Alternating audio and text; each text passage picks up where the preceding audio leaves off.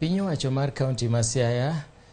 koluwore gi migawo mare mar thieth sani koro chako chenro mar tiego jotich mag ute mag thieth e kaontino ewi yore mag gayo landruok midhusi mar Ebola ma sani ogo tach e piny libamba ma Uganda. Lipot wacho ni jopuonjre 8 nyowito ngimagi kaluwore kod tuono, gino makoro miyo piny Uganda oloro skunde mag jumbe 2 motelo ne chenro mar loro skunde manoiki motelo. Kaluwore kod apisa mochung' ne weche mag thieth e kaontino jochiw, chenro mar tiego jogo matiyo ute mag thieth nochakore juma mokalo ka apisago ipuonjo wi fwenyo, thiedho kendo gayo landruok mar midhusi mar Ebola. Ichano timo chenrono nyaka sub-counties duto e kaunti ma Siaya, koganda pod ikwayo mondo med bedo akicha ne tuono kaluwore gi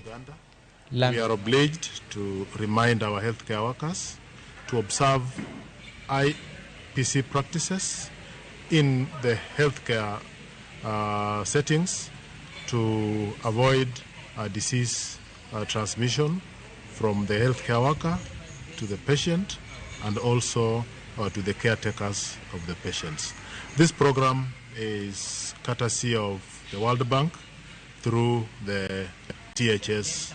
program. Though the disease currently is not with us, but as usual, we need to keep our healthcare workers on toes so that they are ready to handle